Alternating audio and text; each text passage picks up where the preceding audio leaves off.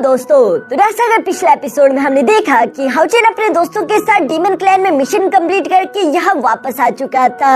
लेकिन वापस आने पर हाउचेन को जानने को मिलता है कि हर एक पास पर डीमन ने एक बहुत ही खतरनाक हमला चल दिया है, और ये भी सिर्फ इसलिए क्योंकि डीमन चाहते हैं कि इंसान हाउचेन को उनके हवाले कर दे, वरना सबके सब मारे जाएंगे। दूसरी तरफ अलायंस लीडर बिल्कुल भी इस बात पर एग्री नहीं हुए, क्योंकि वो जानते हैं कि हाउचेन और हावी बहुत ही स्पेशल है, जो कि किसी भी डिमोनिक पिलर को डिस्ट्रॉय कर सकते हैं। इसीलिए चाहे कुछ भी हो जाए वो हाउचेन और हावी को डीमंस के हाथों जाने नहीं देंगे। मगर बुरी खबर तो ये थी कि सारे बड़े बड़े डीमन गॉड्स भी इस जंग में हिस्सा लेने वाले थे। इवन की मून डीमन गॉड भी एक पास पर हमला करने के लिए रवाना हो चुका है, और सिर्फ यही नहीं बल्कि साउथर्न पास पर भी हमला करने के लिए यह डीमन गॉड नंबर 16 पहुंच चुका था, जिसे देखते हुए हाउचेन अपने दोस्तों के साथ मिलकर उससे फाइट करने के लिए तैयार हो गया। साथ ही सर हाउचेन कह रहा था कि मेरे पास एक प्लान है। अब आगे तो नेक्स्ट एपिसोड की शुरुआत यहाँ उसी जंग से होती है, जहाँ पर हम देखते हैं कि इंसानों पर डीमंस ने हमला बोल दिया था, और इन डीमंस को लीड करने वाला डीमन गॉड नंबर 16 जो कि एक लेवल 9 का डीमन है। साथ ही साथ इसका नाम था जेपा। जेपा की मेमोरी से हमें जानने को मिलता है कि कल मून डीमन गॉड ने ही जेपा को यहाँ साउथर्न पास पर भेजा था, जिस हवाले से मून डीमन गॉड जेपा से कह रहा था कि तुम जानते हो कि ये जंग हमारी डीमन क्लैन के लिए कितनी ज्यादा इम्पोर्टेंट है, इसीलिए डीमन एम्परर ने खुद तुम्हें एक असाइनमेंट दिया। वो चाहते हैं कि तुम साउथर्न पास पर हमला करते हो उसे अपने कब्जे में ले लो। ये पहली दफा है जहाँ डीमन एम्परर ने तुम पर इतना सारा भरोसा दिखाया। ये तुम्हारे टेस्ट की तरह होगा, इसलिए इस टेस्ट में बिल्कुल भी फेल मत होना, क्योंकि अगर तुम इस मिशन में कामयाब हो जाते हो तो तुम्हारा रैंक प्रमोट कर दिया जाएगा। जो सुनकर तो जेपा को भी काफी खुशी हो रही थी, लेकिन तभी मून डीमन गॉड उसे धमकी देते हुए कहता है, लेकिन अगर तुम नाकामयाब रहे तो तुम जानते हो ना कि डीमन एम्परर का गुस्सा तुम्हें झेलने को मिलेगा। ये सुनकर तो जेपा के होश ठिकाने आ गए थे, क्योंकि कोई भी डीमन एम्परर का गुस्सा अपने लिए नहीं चाहता।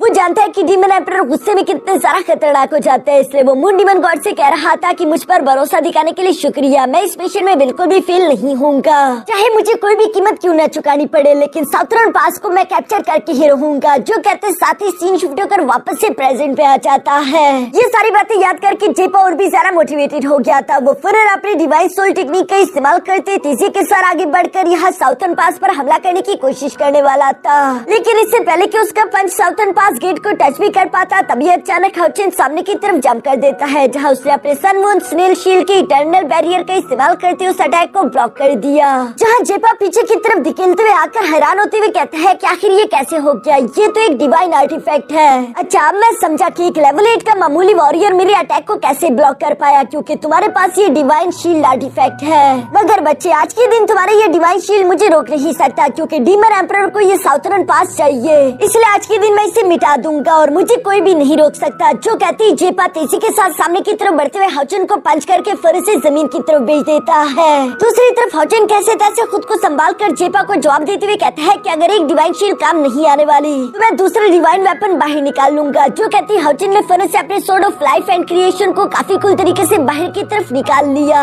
जिसकी एनर्जी बहुत ही ज्यादा खतरनाक थी। ये देखकर जेपा हैरान होते हुए कह रहा था कि आखिर ये हो क्या रहा है, इंसानों के पास कब से इतने ज्यादा डिवाइन ट्रेजर्स आना शुरू हो गए। उसकी ये बातें सुनते हुए दूसरी तरफ हम देखते हैं कि हाउचेन ने काफी कूल तरीके से अपने सोर्ड ऑफ लाइफ क्रिएशन का इस्तेमाल करते हुए यहाँ रेडियंट स्टार टेक्निक का इस्तेमाल करके फौरन तेजी से जेपा की तरफ बढ़ना शुरू कर दिया था। जिस टेक्निक को ब्लॉक करने के लिए दूसरी तरफ जेपा भी अपनी बोन क्रशिंग ब्लेड टेक्निक का इस्तेमाल करते हुए यहाँ हाउचेन से सीधा टकरा जाता है, और इन दोनों की अटैक काफी ज्यादा पावरफुल थे, जिसके टकराव की वजह से चारों तरफ काफी दूर दूर तक एनर्जी फैल गई। हाउचेन और जेपा दोनों ही पीछे की तरफ धकेले गए थे। तभी अचानक हम देखते हैं कि यहाँ जेपा के पीछे फौरन वहाँ पर कैरन भी आ चुकी थी, जो कि अपने गॉड ऑफ डेथ की पावर एक्टिवेट कर लेती है। ये देखकर जेपा हैरान होते हुए कहता है कि लो, एक और आ गई। आखिर ये सब हो क्या रहा है। नीचे की तरफ ब्रदर जंगफेंग भी ये सारी फाइट होता हुआ देख रहा था, जहाँ वो कहता है कि आज से पहले मैंने हाउचेन और कैरन को इस तरह शुरू से किलिंग मूव्स का इस्तेमाल करते हुए कभी नहीं देखा।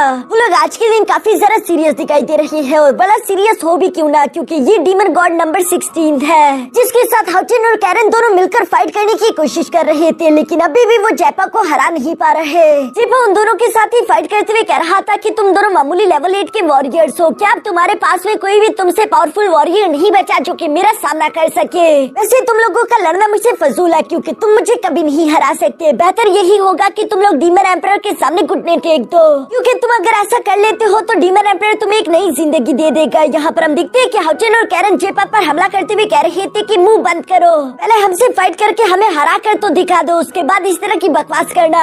जो सुनकर दूसरी तरफ जेपा गुस्सा होते हुए कहता है कि ठीक है, तो तुम मेरी रियल पावर देखना चाहते हो ना, अब मैं तुम्हें दिखाता हूँ डीमन गॉड नंबर 16 की असली ताकत। जो कहती है जेपा ने अपने डोमेन को एक्टिवेट करना शुरू कर दिया, जिसके लिए वो अपने ब्लेड का इस्तेमाल करते हुए एक जोरदार स्लैश लगा देता है, जिस स्लैश की वजह से आसमान में एक पोर्टल ओपन हो गया था। इस पोर्टल को किलिंग अबाइस कहते हैं और यही जेपा की डोमेन थी, जिसके अंदर से कभी ना खत्म होने वाले चींटियों की तरह डीमन गिरकर बाहर की तरफ आ रहे थे। और चूंकि ये डीमन कभी नहीं खत्म होंगे, तो इसका मतलब कि इंसान ज्यादा देर तक नहीं टिकेंगे। जल्द से जल्द हाउचेन और कैरन को कुछ न कुछ करना होगा इस डोमेन को खत्म करने के लिए। हाउचेन के बाकी के टीममेट्स भी यहाँ पर उन डीमंस का मुकाबला करने की कोशिश कर रहे थे, लेकिन वो डीमंस तो खत्म होने का नाम ही नहीं ले रहे। जो सब देखकर तो सैमी, लिंसुआन और हानियो तीनों परेशान हो जाते हैं, लेकिन उन्हें कुछ भी करके साउथर्न पास को प्रोटेक्ट करना था। बाकी के सोल्जर्स भी यहाँ पर अपनी पूरी जान लगा रहे थे, लेकिन वो डीमंस धीरे धीरे करके बेकाबू होने लगे। इवन के हाल मास्टर की और रेनवो कोंग को भी यहाँ पर उनके साथ फाइट करने में काफी ज्यादा डिफिकल्टी आ रही थी। मास्टर रेनवो कोंग कहते हैं कि हमें हाउचेन और कैरन का साथ देना चाहिए, क्योंकि डीमन गॉड नंबर 16 काफी ज्यादा ताकतवर है। वो दोनों बस सिर्फ लेवल 8 की वॉरियर है, वो मिलकर यहाँ डीमन गॉड नंबर 16 को नहीं हरा पाएंगे।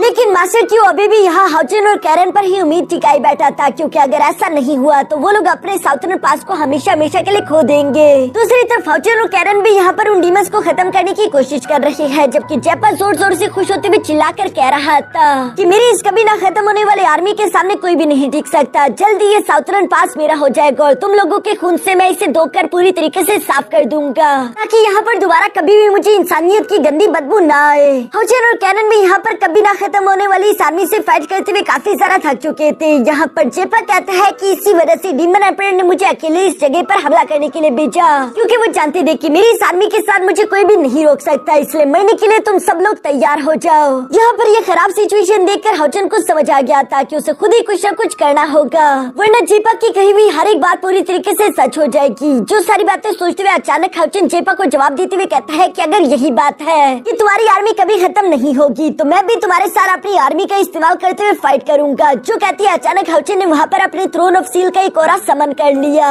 जो असल में हाउचेन को उसके ग्रैंडफादर ने दिया था, और साथ ही साथ हाउचेन के दादाबू ने बताया था कि ये तुम्हारे फादर के थ्रोन ऑफ डूम एंड स्लगर का ऑरा है, जिसका इस्तेमाल करते हुए तुम अपने फादर के थ्रोन ऑफ डूम एंड स्लगर का एक बार इस्तेमाल कर पाओगे। और हाउचेन आज के दिन यही करने वाला है, जहाँ वो काफी कूल तरीके से कहता है कि बुराई को खत्म करने के लिए और इंसाफ का साथ देने के लिए मैं समन करता हूँ यहाँ थ्रोन ऑफ डूम एंड स्लगर को। हाउचेन की बस ये कहती है, अचानक से यहाँ हवा में थ्रोन ऑफ डूम एंड स्लगर काफी कूल तरीके से समर हो जाता है, जिसे देखते हुए जेपा हैरान होकर कह रहा था कि ये कैसे हो गया, अचानक से थ्रोन ऑफ डूम एंड स्लगर यहाँ पर कैसे आ सकता है, क्योंकि मुझे अच्छे से याद है कि ये थ्रोन ऑफ डूम एंड स्लगर तो लॉन्ग सिंग यू को बिलोंग करता था। हाउचेन जो कि यहाँ काफी कूल तरीके से धीरे धीरे थ्रोन ऑफ सील की तरफ बढ़ता जा रहा है, साथ ही साथ वो अपने फादर को भी देख पा रहा था, जो कि अगर आज के दिन यहाँ पर होते तो उन्हें हाउचेन पर बहुत ही ज्यादा प्राउड महसूस होता। दूसरी तरफ हम देखते हैं कि हाउचेन काफी कूल तरीके से आगे की तरफ बढ़ते उस थ्रोन पर सीधा जाकर बैठ जाता है, जो सीन काफी ज्यादा कूल दिखाई दे रहा था। हाउचेन यहाँ पर बहुत ही ऊंची आवाज में कहता है कि इंसाफ का वक्त आ गया। ये कहती हाउचेन ने थ्रोन ऑफ सील की लाइट एनर्जी का इस्तेमाल करते वहाँ पर एक बहुत बड़ी आर्मी क्रिएट कर दी थी, जिसका इस्तेमाल करते वो डीमंस का खात्मा करने लगता है। इंसान भी यहाँ पर इस थ्रोन ऑफ सील और लाइट एनर्जी को देखकर काफी ज्यादा खुश हो गए थे, और वो देखते हैं कि ये कोई और नहीं बल्कि हाउचेन ही है। अपने कैप्टन की वजह से उन लोगों की हिम्मत भी पहले से काफी ज्यादा बढ़ चुकी थी, जबकि दूसरी तरफ हम देखते हैं कि जेपा भी उन लाइट आर्मी के साथ फाइट करते हुए हाउचेन से सवाल करके कहता है कि तुम तो लॉन्ग सिंग यू नहीं हो, फिर तुम्हारे पास ये थ्रोन ऑफ डूम एंड स्लगर कैसे आया, जिस पर हाउचेन काफी कूल तरीके से अपनी